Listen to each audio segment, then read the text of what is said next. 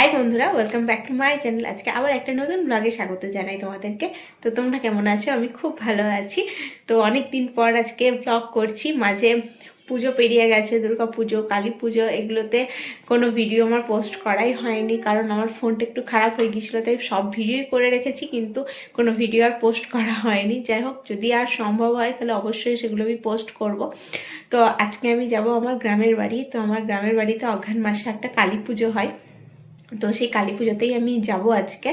তো আমাদের গ্রামের বাড়ি থেকে আমরা প্রায় অনেক দিন হলো চলে এসেছি, প্রায় 30 বছর। তো আমি আমার জন্মের ওখানে কিছুদিন ছিলাম, জন্মের পরে। তো তারপরে আমি এখানে চলে আসি, মানে মল্লারপুরের বাড়িতে। তো ওখানে আমাদের যেহেতু কালী পুজো হয়, তো বছরে এই দুটো দিন আমরা ওখানে একমাত্র গিয়ে থাকি, তাছাড়া আর থাকার সুযোগ হয় না। কারণ পুরনো যে বাড়িটা সেটা ভেঙে গেছে।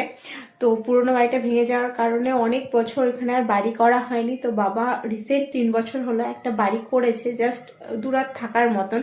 তো সেখানে গিয়েই আমরা রাত্রে থাকি। তো অন্য বছর পুজোর সকালে যাই। তো এখন যেহেতু বাড়িটা হয়েছে, ওই জন্য দুদিন আগেই যাই। তো যেহেতু বাড়িটা নতুন বাড়ি, 3 বছর হলেও হয়েছে, কেউ যেহেতু থাকে না, তো সেইভাবে কোনো ব্যবস্থাই নেই বাড়িতে। না জল আছে, না কল আছে, না তোমার বিছানাপত্র আছে, কিচ্ছু নেই। সব কিছুই এই বাড়ি থেকে নিয়ে যেতে হয়। তো বাড়ির সামনে একটা কল আছে, সেখান থেকেই জল নিয়ে এসে কাজকর্ম করতে হয়। তো অনেকটাই কষ্ট করে থাকতে হয়, কিন্তু গ্রামের বাড়ি বলে কথা। আর এই দুদিন খুবই ভালো লাগে। তো আগে যেহেতু বাড়ি ছিল না, অনেক কষ্ট করে থাকতে হয়েছে, আর এখন বাড়ি আছে বলে আরও বেশি আনন্দ হয়। তো চাইলেই হয়তো মটর করা যেতে পারে, কিন্তু যেহেতু দুদিনের ব্যাপার আর কেউ থাকে না ওখানে, জিনিসটাও খারাপ হয়ে যাবে, ওই জন্য আর বাবা করে না।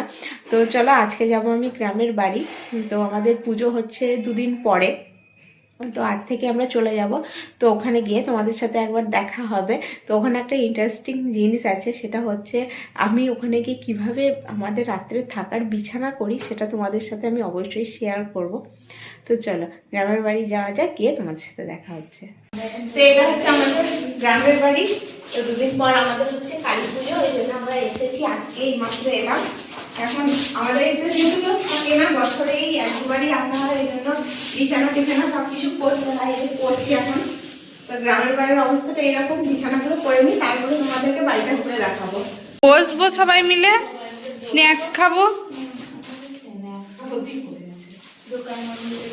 মিষ্টি খাবো।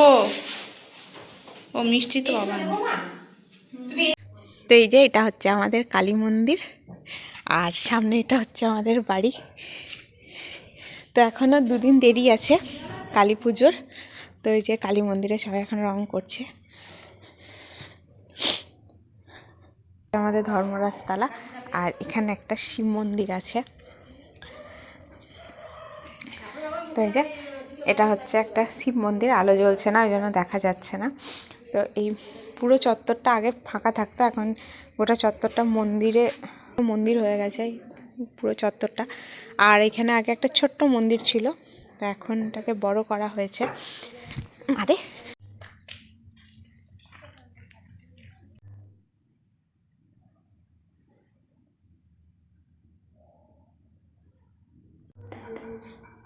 কোনটা কোনটা?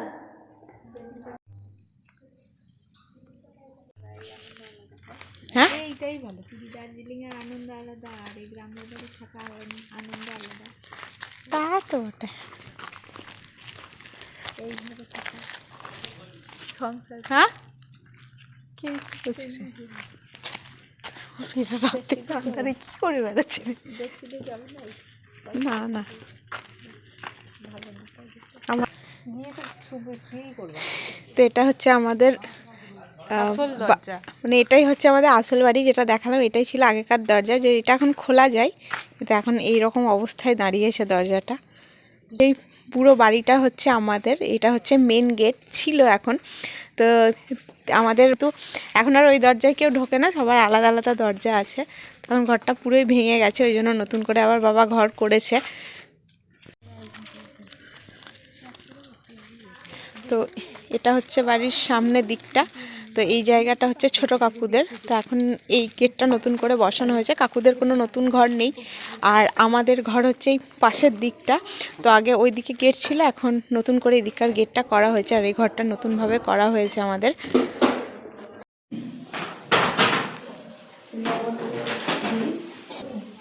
আর কি ঘর আছে ম্যাগিদের, আমাদের ঘর দুয়ার সব গোছানো হয়ে গেছে। ঘরটা দেখা, ঘর দেখা, দেখা, দেখা।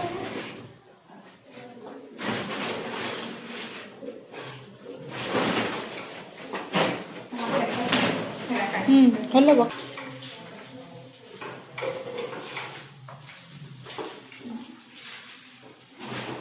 আমি এখন রান্না করতে আমাদের ম্যাগি না খালি চাও। এটা আজকে আমাদের রাত্রের খাবার নাকি? না আমাদের লাগবে না যে